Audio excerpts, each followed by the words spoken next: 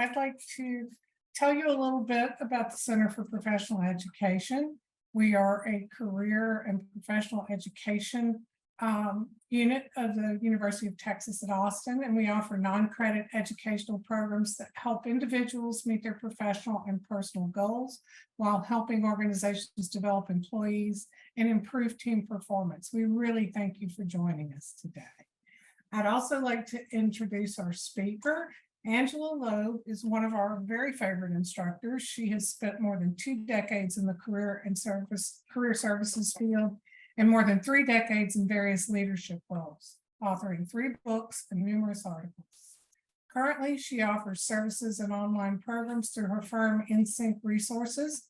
She is, as I mentioned, an instructor for our Center of Professional Education here at the University of Texas at Austin, and is a co-founder of peopleshowcase.com and Career Development Network. And without any further ado, I'm going to turn this over to Angela. Oh, thank you so much. I appreciate that, Brett. So I'm excited to be here because I've never done one of these webinars before, and I have been teaching for the Center for Professional Education at UT since 2011. So it's been a long time, and I'm excited to be able to do this. I typically teach a class called Paths to Organizational Influence. So if you really dig kind of my voice and my point of view, you can sign up for those classes in the future.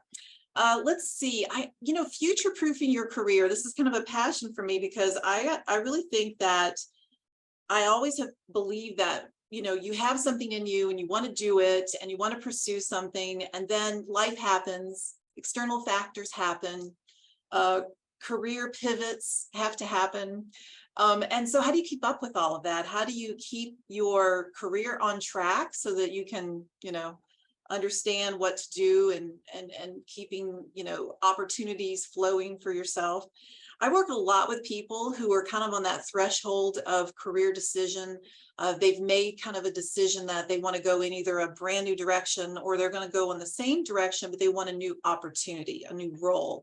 Sometimes they may want to move up internally in their organization, but usually it's a step outside of their organization. So I work a lot with people in helping them make those decisions, and then how to package themselves, their resume, and how to, pinpoint that thing they do that's really uniquely them, and how to talk about it, and then search strategies to uncover opportunities, and preparing for the interview so they can tell their story very well. So that kind of is the thing that I do, just in case you're wondering what my context is.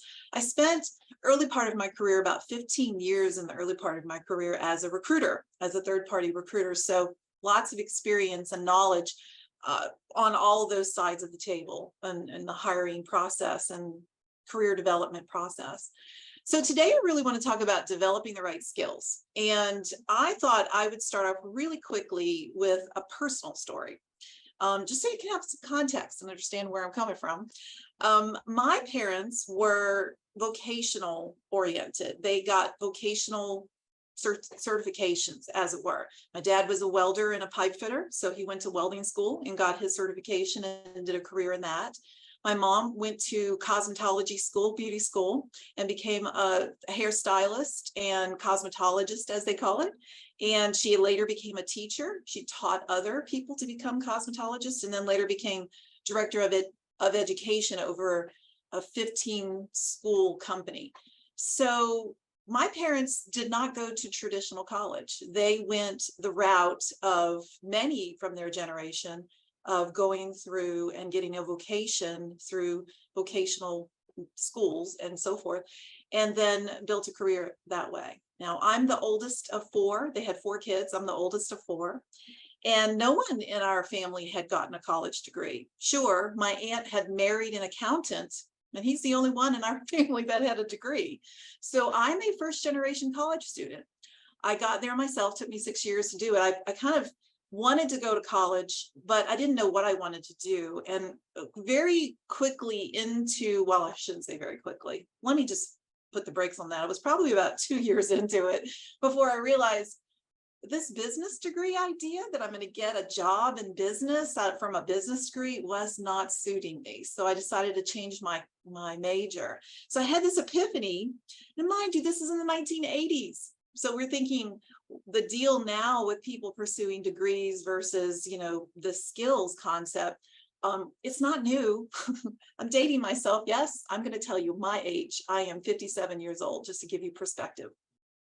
So yeah, I was in the 80s trying to make this decision about my career path in college and picking a major that I thought I had to pick because, well, my parents didn't take that path. So I was just making a wild guess.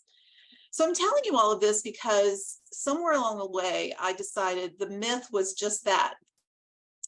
You didn't need to have a college degree to get a job, but you could get a degree in what it is you enjoy pursuing.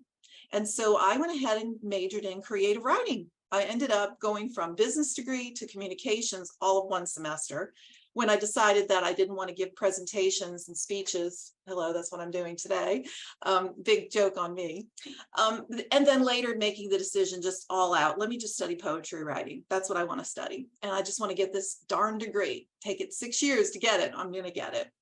So that kind of gives you some perspective, the understanding that I have of that. I value a college degree, but I also understand it's not the only way to go. And having that, seeing my parents have very successful careers and not having that college degree. So just to kind of give you some context here. So because we have that myth, let's talk about that real quick. Oh, the myth versus the reality. Some companies still have this like buying into this myth, right? Well, according to a SHRM article that I read, came out in February 2023, earlier this year, nearly 70% of professional jobs. So you look out there all over the internet and you see these job postings that require a 4-year college degree. But guess what? Less than 40% of US workers have a 4-year college degree. So there is a disconnect there. And it is probably going to be up to us to persuade these companies that they need to hire us, even if we don't have a 4-year college degree.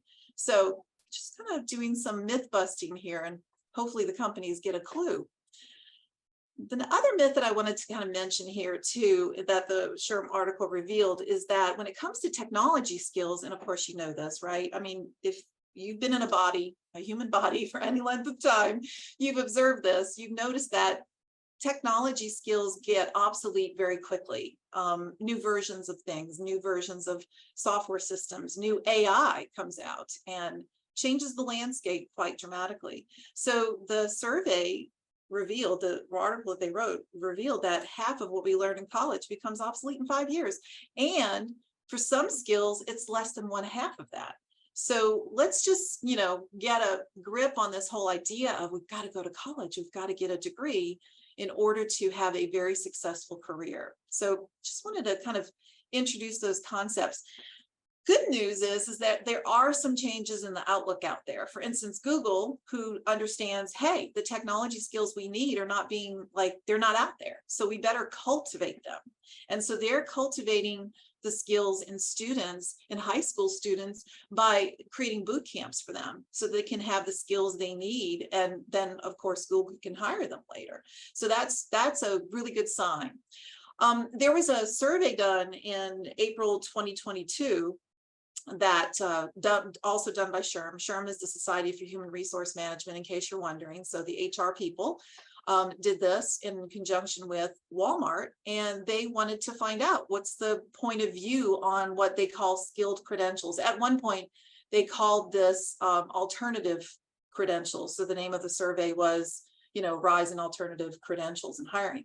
But skilled credentials is what the name they changed it to. And this includes certifications, micro-credentials, badging, apprenticeships, and really any other learning opportunities that get assessed as credentialed outside of a 4-year degree or even a 2-year degree. So those people who hold skilled credentials bring value to the workplace. 87% of the executives who were surveyed agreed. 81% of those mid-level managers, those supervisors agreed.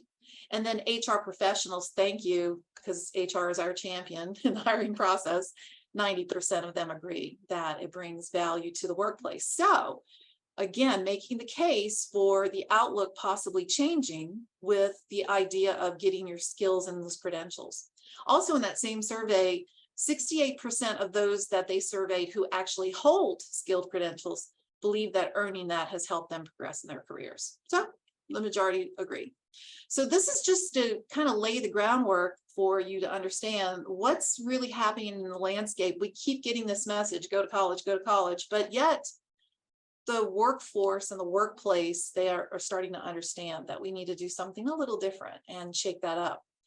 The other thing I wanted to mention too was the Future of Jobs report that's put out by the World Economic Forum. So this isn't just a United States phenomenon. This is something that's we're looking at worldwide here. 44%, according to their latest survey that they just published a few months ago, 44% of workers' skills will be disrupted in the next 5 years. I guess we're not surprised about that, right? Especially all the things we're hearing about ChatGPT and all the AI.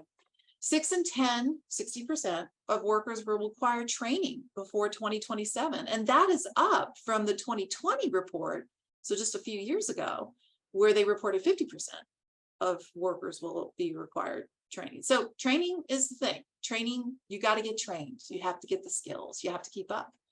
The other thing that the report revealed was this top 10 skills list. This is what organizations all over the world are looking for workers to have, these top 10 skills.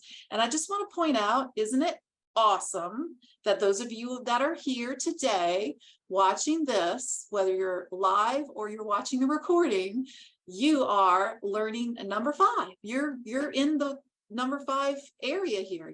You are curious and you probably value lifelong learning because you're here to learn. So it's a skill that's valued and it's a skill that's needed, and you'll see why, because really adaptability is so important.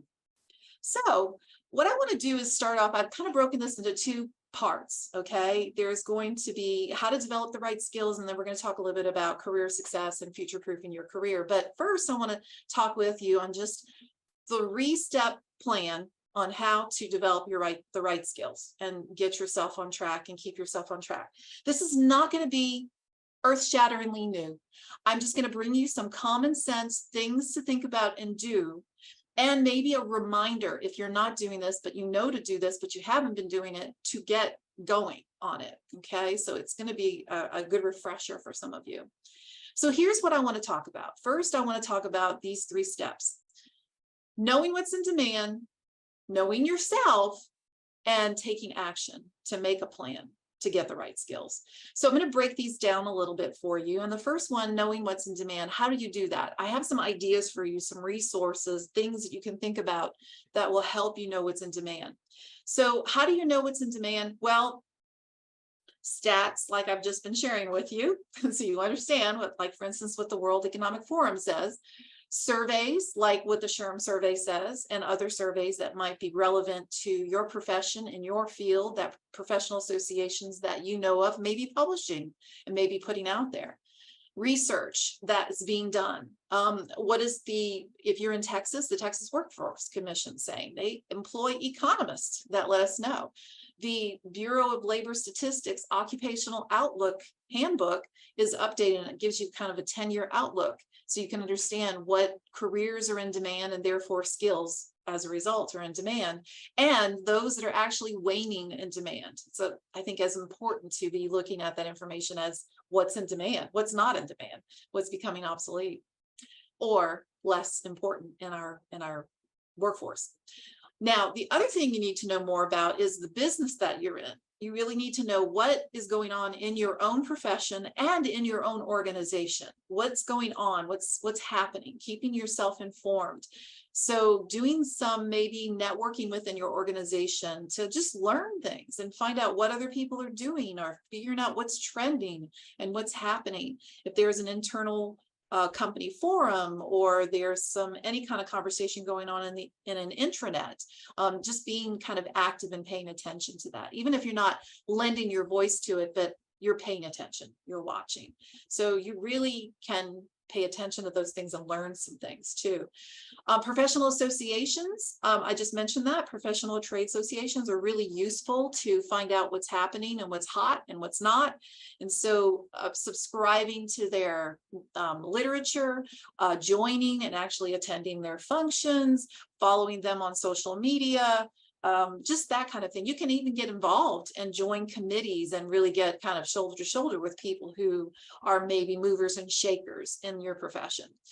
Speaking of which, following thought leaders in your field, following them on social media, finding them on LinkedIn and following them, especially if they're very vocal. So for instance, in my field, Simon Sinek is very big thought leader. So naturally I'm following him and finding out what he's saying, because he's talking to a lot of companies and a lot of leaders, and then is very he's opining those things. He's very opinionated and shooting that back out there. And sometimes I'll look at what he's saying and I go, oh, good point. And others I go, oh, I might have to skew my head a little bit sideways to, see if I agree with that. But it doesn't matter. The point is you're informing yourself. You're finding out what's going on, because perception is reality.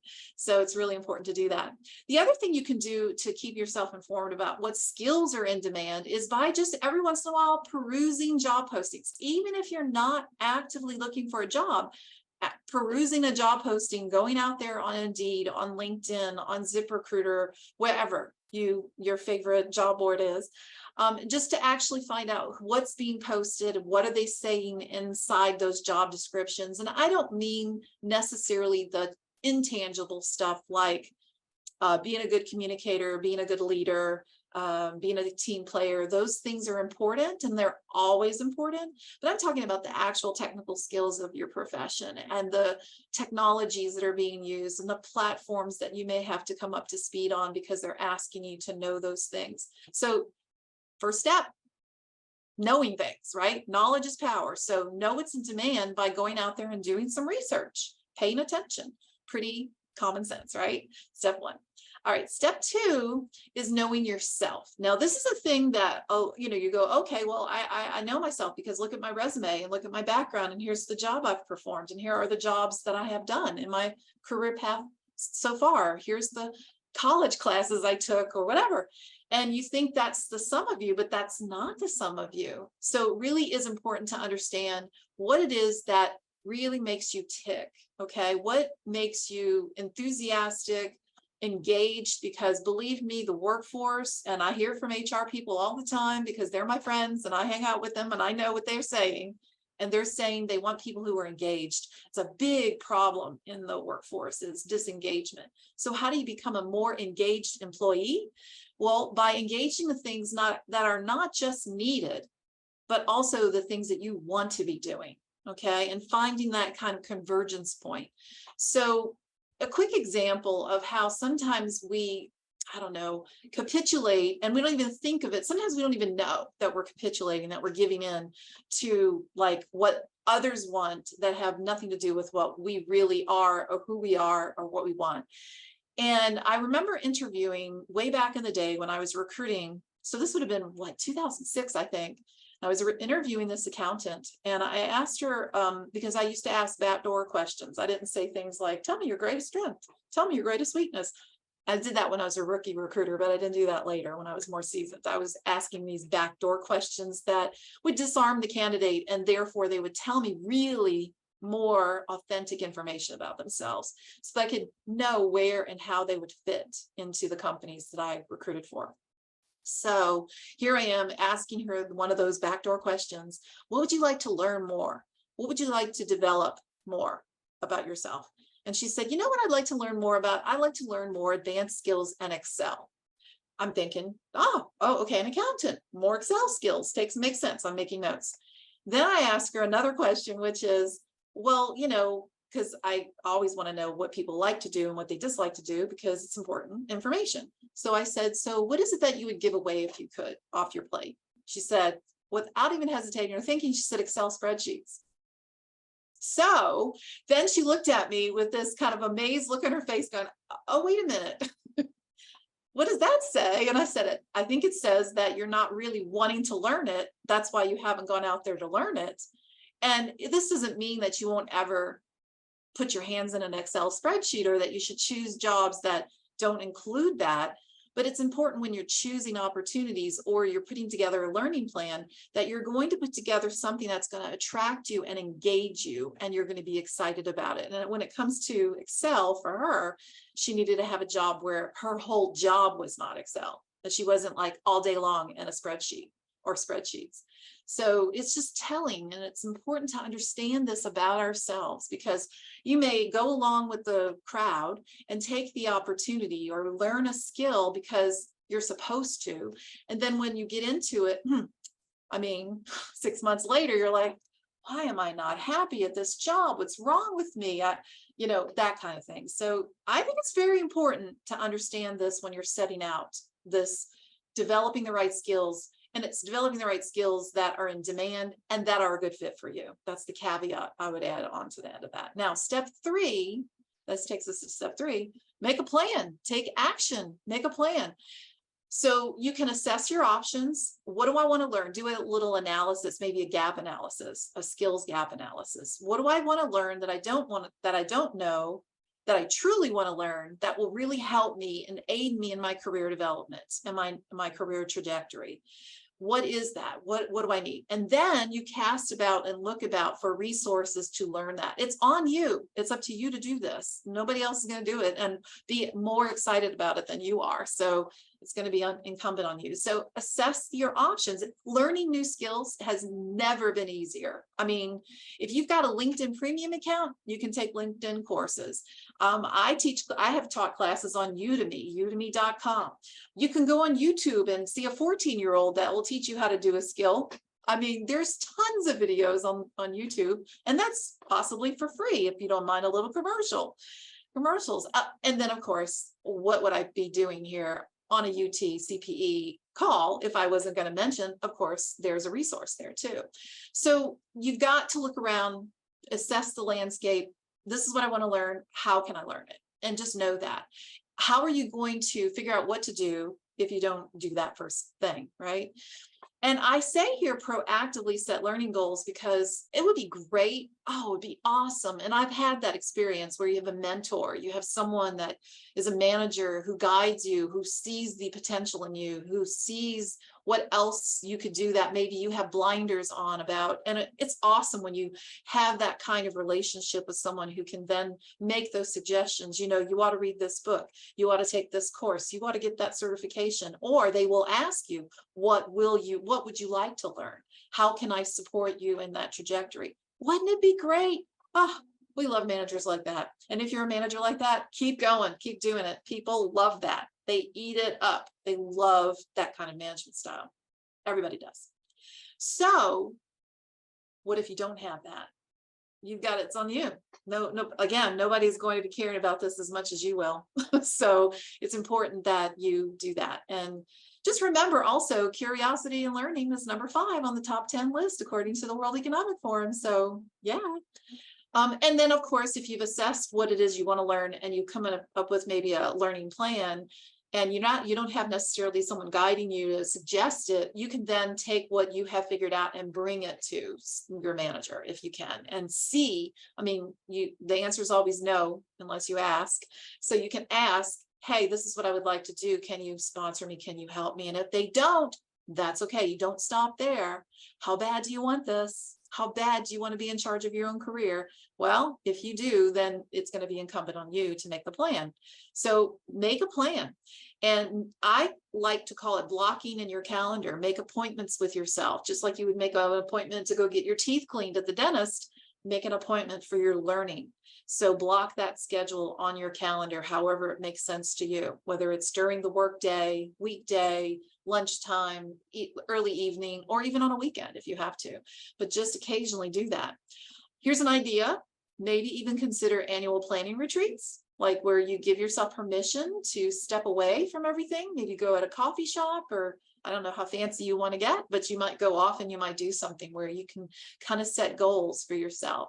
I used to do this. I still do this annually on my birthday, actually. And just so happens my birthday is at the end of the year. So it makes sense that right at the end of the year, I'm thinking of the new year and I can make goals. And you can do this in all areas of your life, not just your career, but it's an idea. So again, taking action, making a plan, up to you. All right, and I'm moving this along pretty quickly because I really want to have some good Q&A today. So I want to make sure we have plenty of time for that.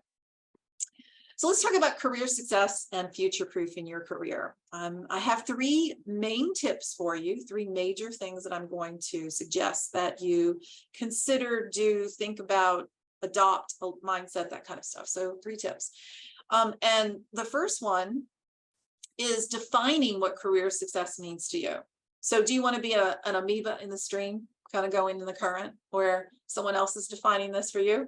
Or do you want to make a stand and then say, you know what? No, I want to be in, if I'm going to be in the stream, I want to be in a boat where I have my hand on the rudder and I'm making the sail go or making the engine go. I'm steering. So what does it mean to you? It could mean your income.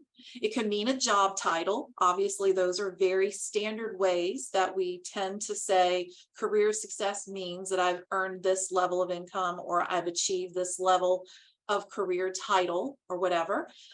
It could mean for some of us who are not maybe wired that way or driven by those motivational factors, it might be that I get good customer service. I'm a customer service person. And I get great customer service satisfactions, or my department gets raving reviews on a consistent basis. Maybe that defines career success for you. And it has to do with the quality of the work that you do or that you're involved in or that you're part of. Maybe it's managing a team of people who have high morale. And so you need to learn skills and develop yourself around how to even be a better manager and create even better morale. And that's what maybe drives you. So you've got to define, what does this mean to you? And it's authentically you. And how can you do that if you haven't really done the homework and knowing yourself, right? So it all kind of follows along. This tip tracks back to the other one. So anyway, the important thing is that you want to really look closely at what this means to you and how you define success versus how other people define success, just in a nutshell. And also, I just want to put this little postscript. This might mean that it could change as you go along. So what matters to you, the things that are going on in your life externally, things that are happening internally with you, these things can shift and change. So therefore your priorities will shift and change. So it's kind of good to take a step back every once in a while. That's why maybe an annual retreat is a good idea.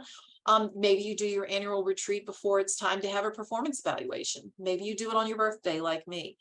Maybe you do a mid-year review and an end-of-year review. Totally your call. There's no prescription that you need to follow. It's just up to you as to when it makes sense to do this assessment and understand, how am I doing?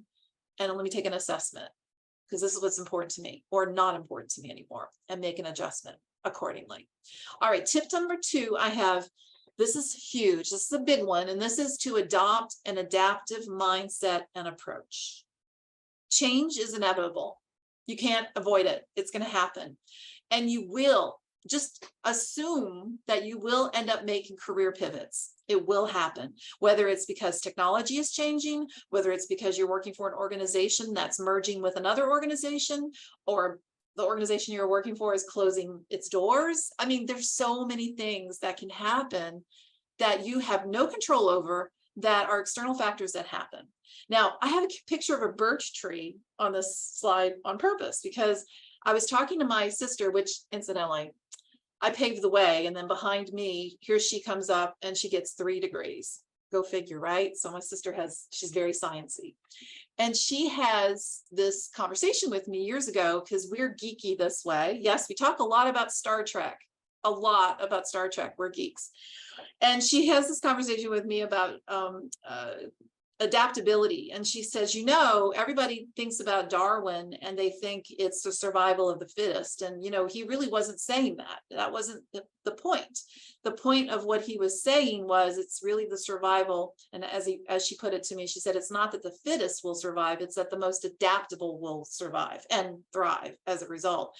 And so she told me about how in Industrial Revolution in England, there were white birch trees near some of the factories, and they would often become gray with soot. So these white birch trees had white bark, and they would sometimes have soot on them because of what the factories were producing in the early Industrial Revolution era. And there was a species of moth that lived in that area, and they came in 2 color varieties, gray speckled and white.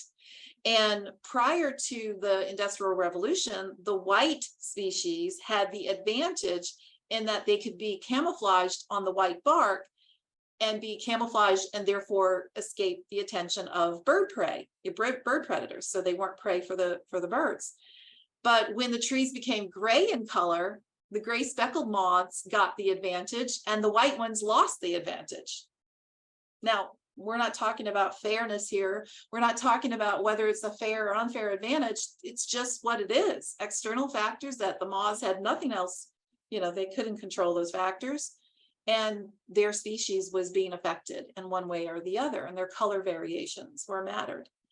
But here's my point. My point is that you're not a moth.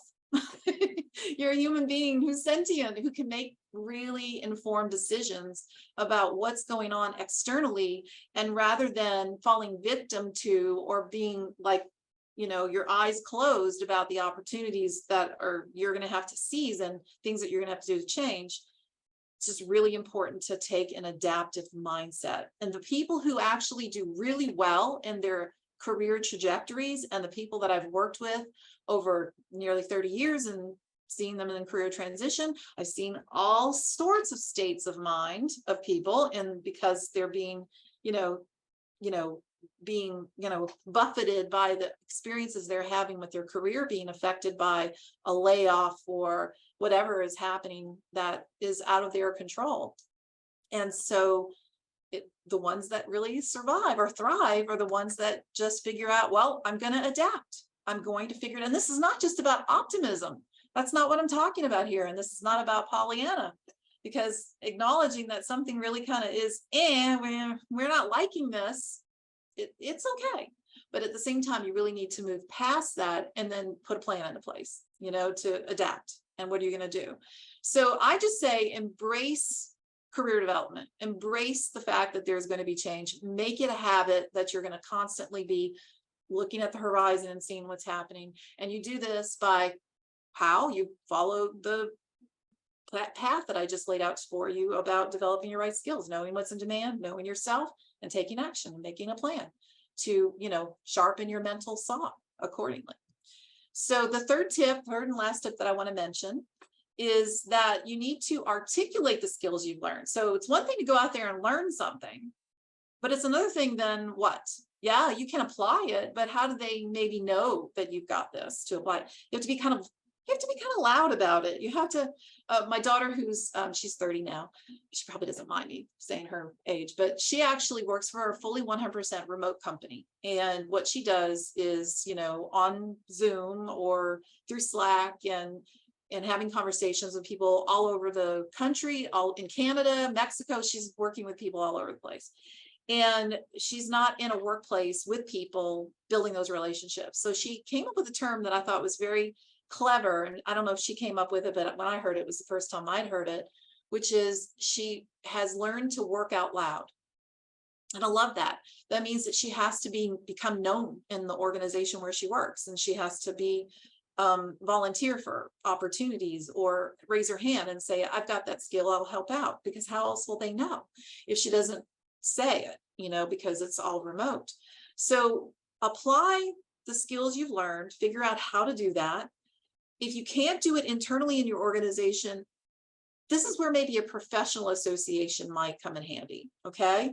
So when I was volunteering with the local chapter for the Society for Human Resource Management, their name is the Austin Human Resource Management Association, ARMA.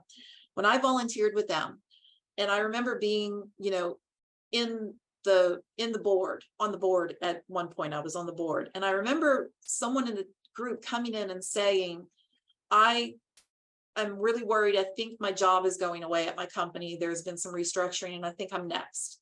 And one of the other board members saying, really? Oh my gosh, we've been talking about maybe hiring someone like you. So let's talk. And the next time we had a board meeting a month later, he was working for her company. So this happens all the time because you are talking about what you do and you're connecting with people and being known. And it can happen through professional organizations that people get to know the skills that you have. So just keep that in mind, that sometimes it doesn't happen internally. You might use the skills that you gain externally. So if you want to be, for instance, you want leadership opportunities, but you're lacking that in your current milieu, how can you create that? Well, you can maybe go to an association a volunteer to lead a committee and gain the leadership practical skills. So you're not just learning about leadership, you're actually applying leadership. And then you take that and you add it to your resume. You add it to your LinkedIn profile or any other profiles that you keep and maintain of yourself online. So you apply what you learn, you pay attention to and record the results and the impact that you make. That's an important part of this, because skills are great. And you can tell people you have skills all day long. I can tell your recruiters here at all the time, I have the skill, I have the skill, I have the skill. But when it really becomes obvious to them that you have the skill is when they hear it in being used in a practical manner. When they hear a success story of how you applied that skill and it created some sort of measurable impact, some sort of result in the project or the work that you were doing. So remember that these are things that you need to do. Now, I know some people get a little bit nervous about accomplishments. Oh my gosh, first thing I get is, I don't know if I feel comfortable kind of bragging about myself. And of course, I love this quote by Walt Whitman, the poet: if you done it, it ain't bragging. So it's proof. All it is proof. It's evidence that you've got a skill, you applied it, and then you probably with a team achieved a result. So presenting that in a context of how it's evidence, not just you're saying it, you're actually showing it. That's all that is. And the second thing that people come up and have a challenge around this is, well, I haven't been tracking that. I don't know what the numbers are. Well, guess whose business it is to keep track of that? Yours. It goes on to you again. So pay attention to the impact and the results. Record it, keep track of it somewhere. Okay. All right. So that's my tip number 3. Soon we'll be opening this up for Q&As. I can't wait till we get questions and answers about this. Okay. So how do you future-proof your career? I mean, I'm just going to lay it out bottom line, right? First of all, like I said before, you inform yourself. You inform yourself about the market, your profession and your industry, your organization, if you're have continued interest in building a career within your organization. You inform yourself about yourself, so doing your homework on you. A friend of mine calls that belly button gazing. But you actually do have to have some understanding of you, because they cannot open up your head, look in there and figure it out. You have to do it for them. So it's up to you to do that. And you also want to make sure that you have some clarity around what it is that you want and like to do and how you define success. So if a company is asking you, why do you want to work for us? You can be able to articulate that very easily. You can say, why do I want to work for you? Because these are the things that I'm looking for, and this is what you offer. And if they say, why should I hire you? Or why should I promote you? You understand what it is your value proposition is and the skills that you bring and the impact it's had. You've got a whole narrative about it. So informing yourself of all that is very important. Taking proactive action. I can't stress this enough. You are in charge of your career. You don't really want someone else to be in charge of your career. It'd be nice to have a mentor or someone who can see things that you don't see, and that's great. Seek those people out. But at the end of the day, even they who care about you, even if you have a spouse or a significant other in your life, they care about you too, but they're still not going to care about your career as much as you will, because you're living it. You're the one in it. So take proactive action, be in charge of your own plan if you have to be in charge of a plan. Adapt and pivot. This is my biggest takeaway for you. I hope that you take this away from this conversation today, which is that you need to accept that things will change and just adapt for it and be ready for it. Be prepared for it, even if you can. And you'll do that if you are staying informed and you've been proactive about making a plan. When something happens, you'll be ready to adapt and pivot. It will be less painful to go through that process. And you may land on your feet, like a cat who falls off the side of the wall and lands on its feet. And I meant to do that. I meant to fall off the wall. So you need to actually adapt and pivot. Very important. And then I've mentioned this already too, just to recap, but use what you've learned to be known for it. Don't be a best kept secret, hoping they'll see it and ask you about it. And you really kind of have to be your own advocate. And as my daughter says, work out loud. Track and document specific situations, the projects, the results that you've contributed to using the skills that you gained and that you're learning continuously. And call out these success stories, demonstrate the skill by, these are the demonstration of your skills. And you want to be ready because this is going to come up in job interviews. If someone is asking you when I was interviewing, if someone said to me, my greatest strength is, or I'm really good at such and such, I wouldn't just let it lie at that. I would say, okay, give me an example. What do you mean by that? If someone said, like, I remember coaching someone once and I said to her, I know this company you're going to interview is going to ask you kind of the laden question, and I'm sorry, they are. What is your greatest weakness? So how will you answer that? And she said, I'm going to say, and it was the textbook answer that everybody learns to say, I'm going to say I'm a perfectionist. And I said, okay, fine. So tell me when being a perfectionist tripped you up, when it put a damper on things, messed things up, whatever. And then she said, she had no example. She was just doing the textbook answer, right? And she said, I think I need to change my answer. I said, yep, you do, because there are going to be persistent people that want to know more about you than just the textbook answer. So know what it is that makes you tick, makes you engaged, and then where you get results and how you take these skills and apply them. So those are the things that I want to share with you. Now, before we open it up for Q&A, I just want to say, Brett, is it okay? Can I share something in chat? I can copy and paste something into the chat and everybody can see that. Absolutely. Okay. I came across a resource that I think would be super helpful. And so let me go ahead and paste it in. It's a video I came across on YouTube called How to Use ChatGPT to Learn Any Skill Quickly. It's a tutorial by Charlie Chang, and it's really helpful.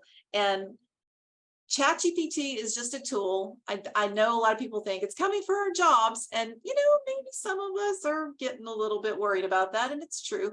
But at the same time, again, adaptation, that's the survival, not the thriving, not just the surviving.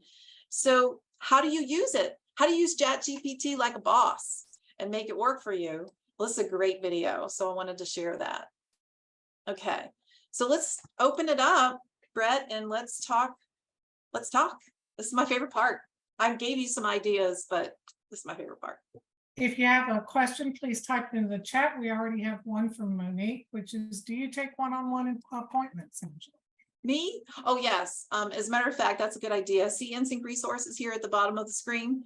You can go to insyncresources.com. The front page of my website, you'll see where I have a link to my calendar, and it's just strictly set up for quick 20-minute, 30-minute maximum phone calls, just to see whether it makes sense for us to possibly work together.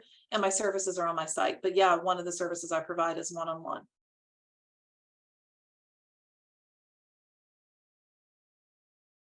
Oh, you know what? I'm sending this to host and panelists. Everyone.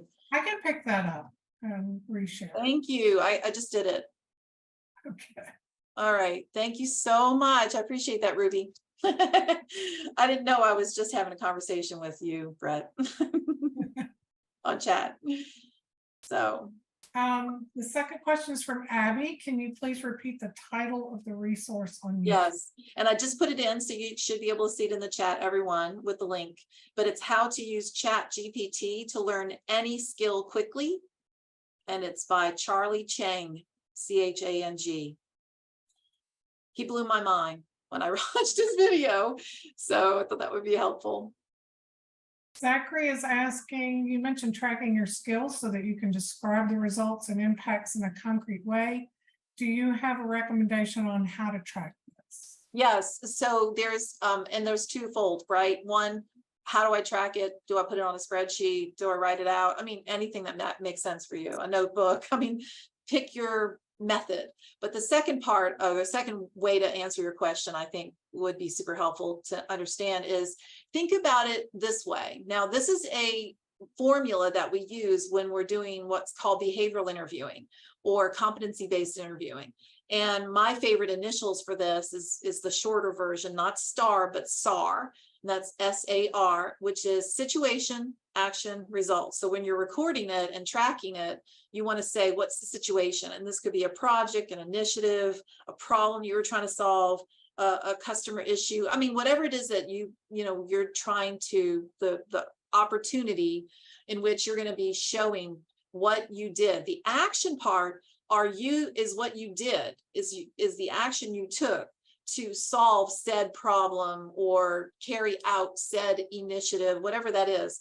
And often in the action, which is the juicy part of this formula, is where you are showing your way of doing things, but also is where you might document some skills that were used, and especially if they were skills that you recently acquired. So if you went through a program or a course or read the book on or whatever, and you acquired the skill and now you're applying it, that's where it's going to be written in there. And then R stands for results. So situation, action, results.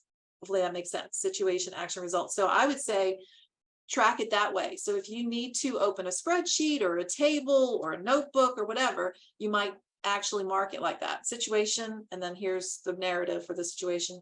Action, here's what you did, or maybe what your team did and your role in it was specifically, if you want to get that much broken down. And then result. What happened as a result of that? Did the initiative go through and therefore impact productivity in some way? Save the day for a customer issue?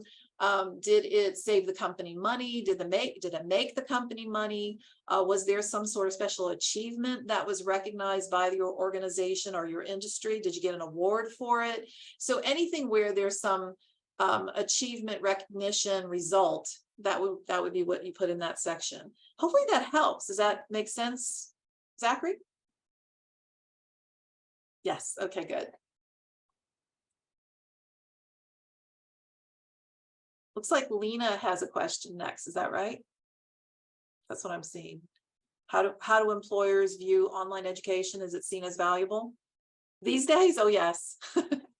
I mean, 10 years ago, 15 years ago, maybe we were in this kind of murky water area because, I mean, we were just really stuck in this mindset of traditional education in a classroom setting. But we really have broken down those barriers. And I have to say, the pandemic, for all it did do something for us, in that it helped us really catapult quickly through some of these barriers that we had, right or wrong, erected in our, the way the workforce operates, the way the education sector delivers things and people absorb and learn things, and the way they communicate. I mean, we really got a big test of whether it's good or not, right? Or whether it works or not, individually and organizationally. So I would say these days, online education is fine. I think it's definitely considered valuable. I don't have any statistics. I don't have any studies on that. I don't know if you know of any, Brett, but I don't see any. I don't. I know that we have a lot of employers sending people to us for our online courses that are basically soft skills like communications, writing, things like that. Yeah. So I know that, especially with government employees, they do see a lot of value in it. Yes, that's true. It looks Next like question yeah. is, does a degree outweigh certified skills and experience? For example, if A has a bachelor's in management and B has an associate's degree and 7 years of experience in management, and C has a certified management skills with no degree, who is preferred in the eyes of HR? Well, I do think that in the end, when it comes to HR and when it comes to the recruiter who's working in HR, if the job posting and description requires a degree, they're going to give most weight to that. If it requires a degree and certification, that's going to be their first choice.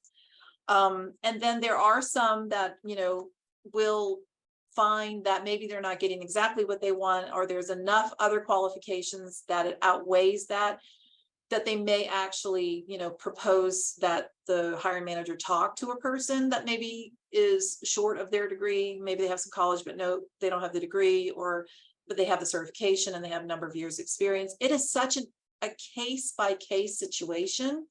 Each organization has a cultural point of view on that. And sometimes within departments inside of an organization, they have a cultural point of view on that.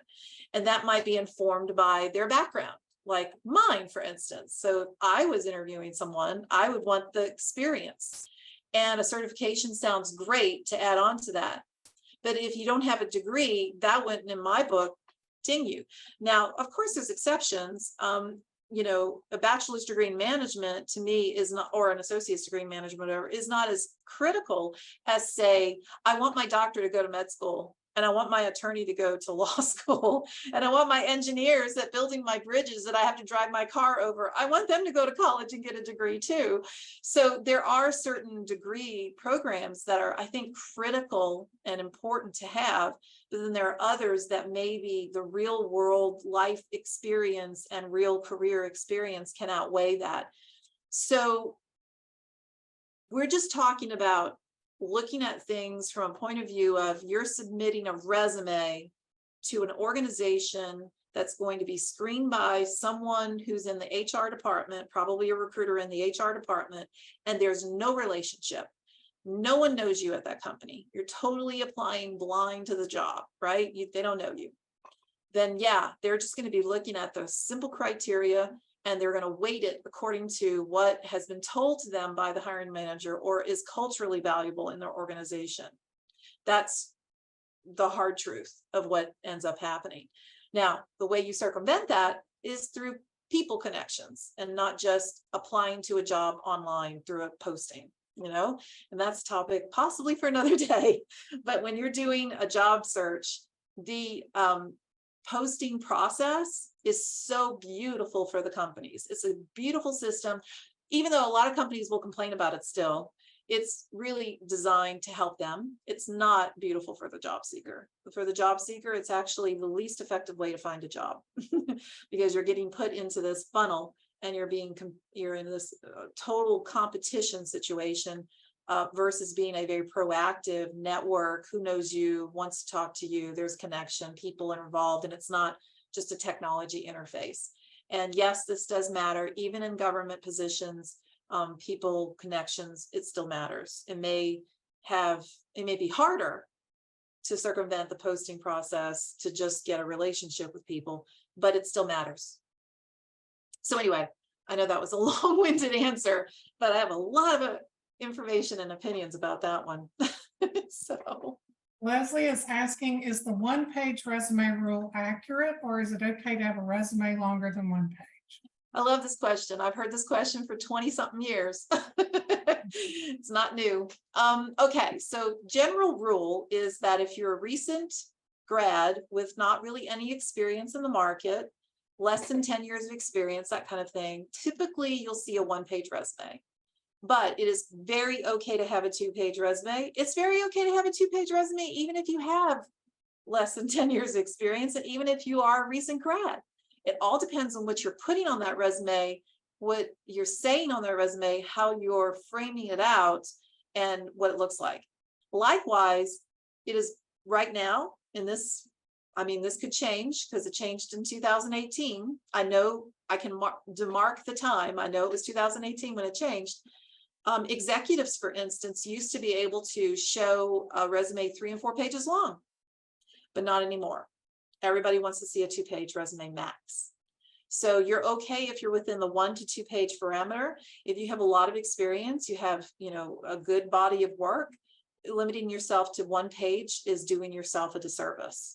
Okay, and there's a way to frame out the information to make it accessible and beautiful. And by the way, LinkedIn is a great model for this, because when you go look at LinkedIn, they continue to Microsoft owns LinkedIn now, but they continue to the engineer and look and create that dynamic interface, that page, profile page, to appeal to recruiters, because recruiters want to look at everything in a first glance, and then they want to go back and read and get more information. And they like to know where the elements are for that quick glance, that 8-second, 6-second glance that they'll take a look at a resume to do a real quick screen and understand what they're looking at. And then if they like what they're seeing, again, they'll go. So hence, LinkedIn has the accordion effect, right? If you want to see more, click here, see more, and then boom, everything opens up and you can read more about the individual's work history and whatever.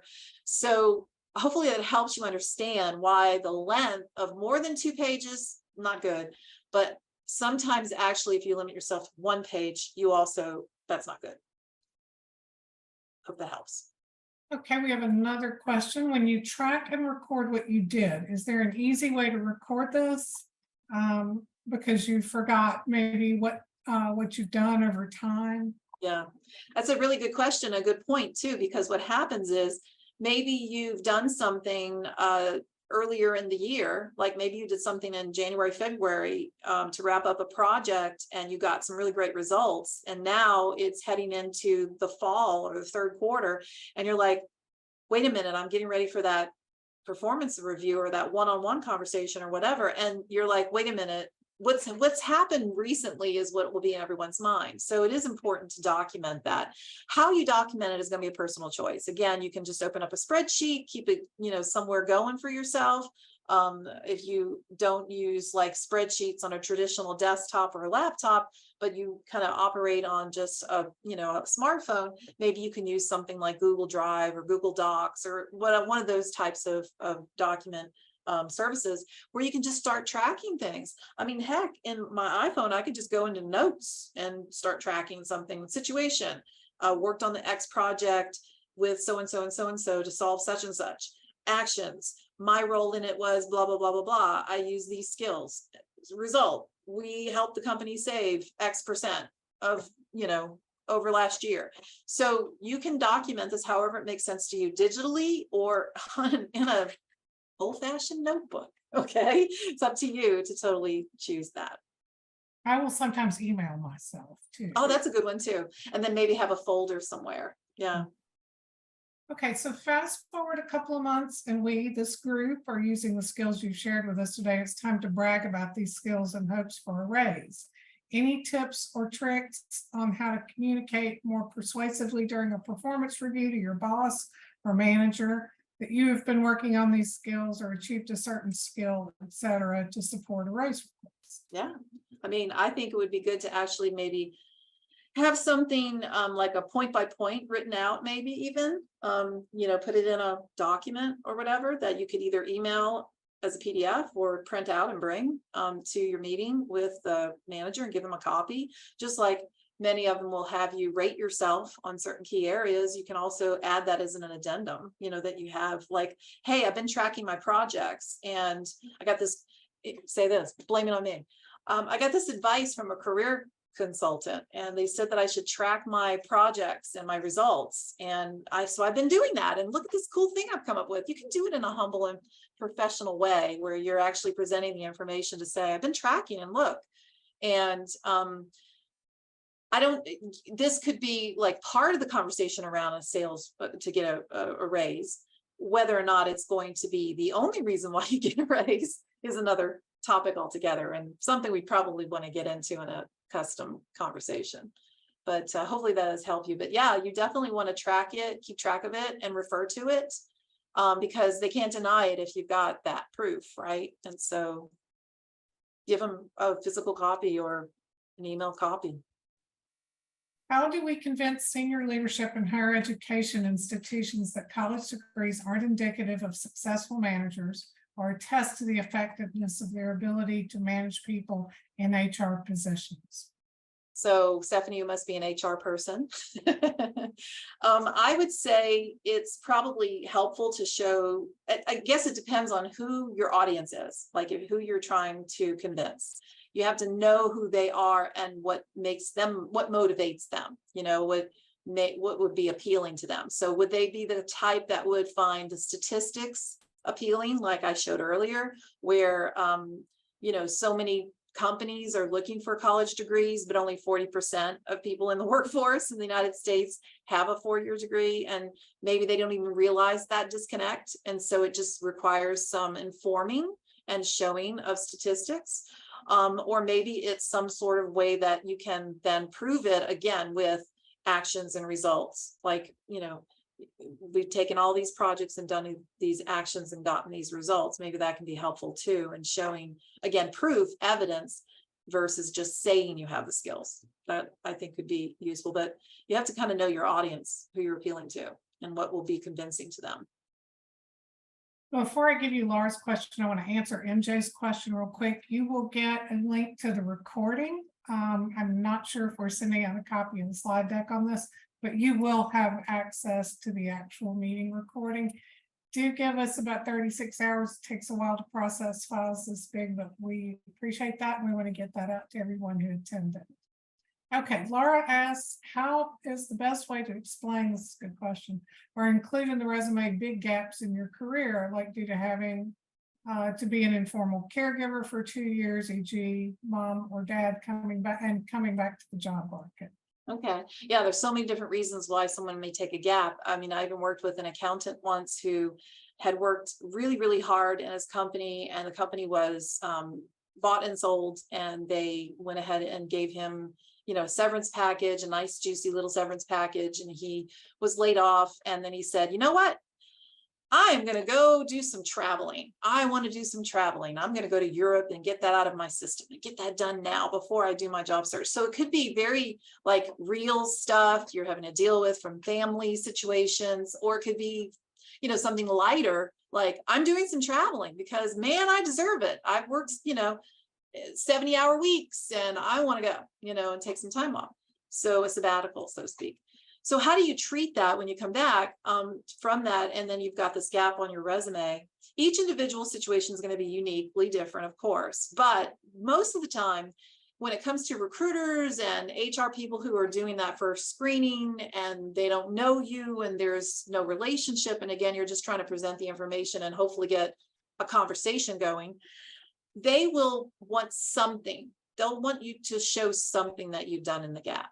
Okay, so sometimes I have found that stay-at-home parents get involved in their children's organizational things like the Girl Scouts, the Boy Scouts, the PTA, the whatever, and they may have held leadership roles and that kind of stuff. So maybe there's something like that. Others continue to maybe do a little side projects, whether they get paid for it or not. They help friends with businesses, or they might do different things to kind of, keep themselves busy and their skills fresh. Or they do a professional development where they might take classes, whether it's online or a formal, classroom room, extended campus type of thing. So when you do these things, you need to put that in the place in the gap, to show that in the timeline, right? So sometimes when it comes to volunteering, it makes sense to put it in the volunteering section. Sometimes when it's volunteering, it makes sense to put in the experience section. Sometimes when you just, did caregiving and there really wasn't anything career oriented involved, you basically will say caregiving, for your gap.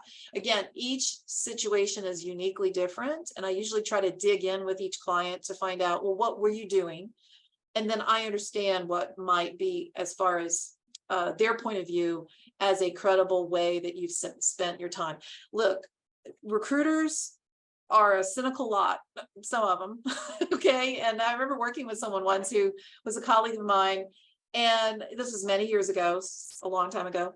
And I said, oh, look, this person has this gap. I wonder what they were doing. He's like, yeah, maybe they were in prison.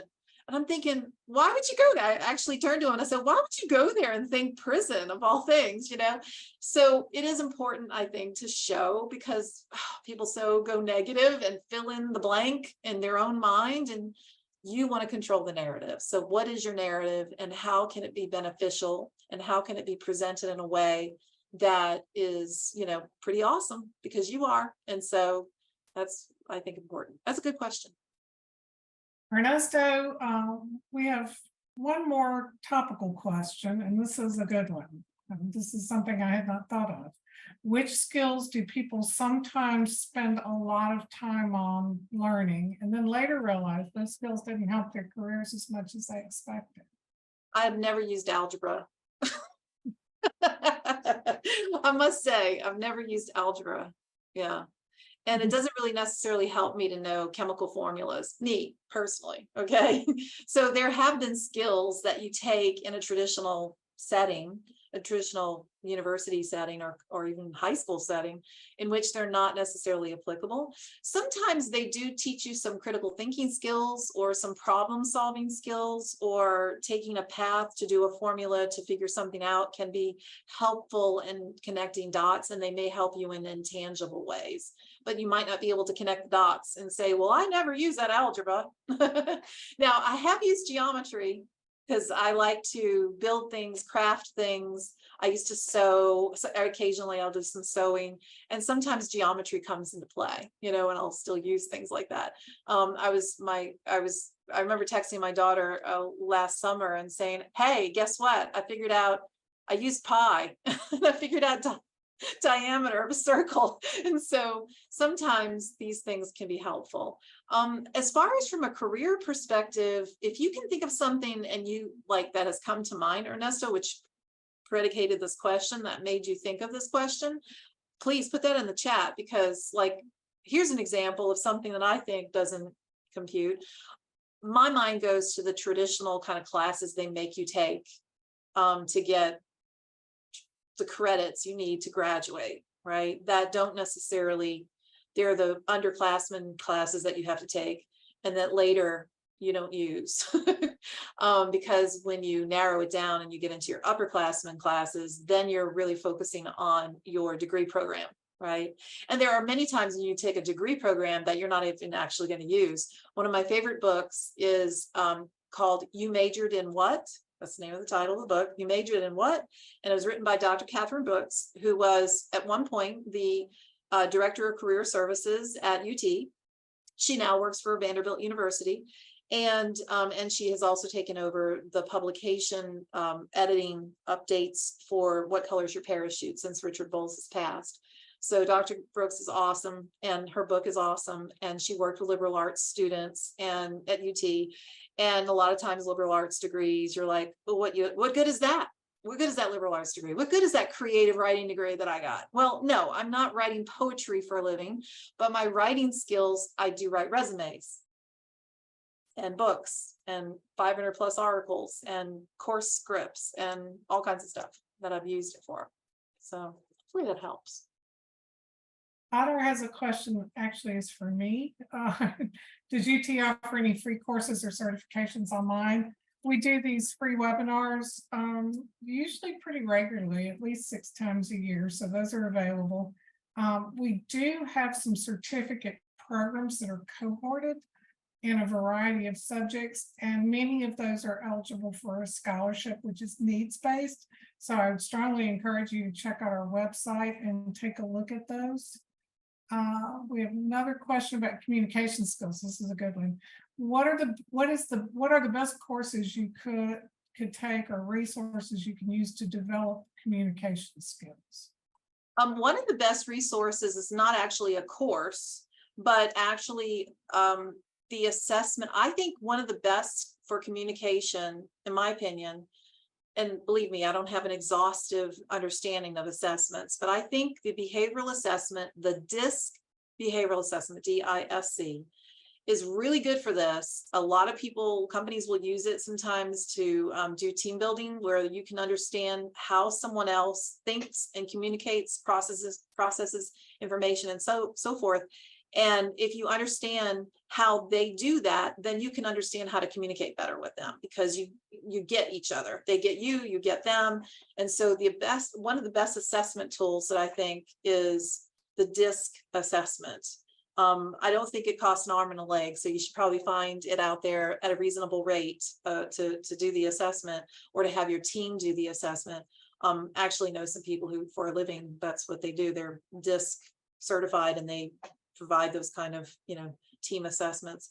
And so I think that's a good one, because then you can increase your effectiveness of communication, because you understand each other's styles better. As far as books, oh my gosh, there is a slew of books and courses. I know UT CPE has courses on communication. I do love 7 Habits of Highly Effective People. I think that's great. And if it's too difficult to access, because Stephen Covey wrote it in a very psychology way, you might read his son's book by Sean Covey, 7 Habits of Highly Effective Teens. And if you don't mind kind of feeling like, well, okay, there's cartoons and poems, and if you think about high school, the terms are directed toward high schoolers, but it's much more accessible and easy to understand the principles in there. And he's got some really good stuff on there in there. And oh, one of the classics, How to Win Friends and Influence People. Okay, by Dale Carnegie. I know it was written in the 1930s, but still relevant because people are people and communication is communication. And I think that is a really good book to review, and kind of quaint when you go back and you read some of his stories, because they're very quaint because the time period they're set in, but still the principles are very valid. So those are kind of my go-to ones. From a little bit more of a spiritual bent, I really like The Four Agreements by Don Miguel Ruiz, because he talks about these 4 principles. And if you try to do those principles, you'll definitely improve not only your communications, but your life in general. It's a very good personal growth book. So I really like that one. But yeah, I would start looking around. There's tons of stuff out there. Communication skills is a huge topic of people who want to do personal and career development programs and courses. They have a lot of stuff out there. We also have a number of communications courses that you can take individually. I highly recommend, if you have a deficit area that you want to address, take a look at the courses we offer and ask your employer to fund some professional development for it, because we do take employer paid. They're not horribly expensive for individual courses, and you can kind of target the areas where you feel your weaknesses and things you need to develop, because they are targeted courses. Some of them are writing, some of them are business correspondence, some of them are public speaking courses. So we do have that once you get a handle on what you really need to work on. Right. I See that Ernesto contributed cursive handwriting. That's so funny. And I understand they're not teaching that anymore. They're teaching print to students these days, kids these days in the high school and stuff. The other thing too is when you said cursive handwriting, shorthand. Shorthand is obsolete. Millie, we offer seminars all the time. You can check that out on our main webpage, which is the Center for Professional Education.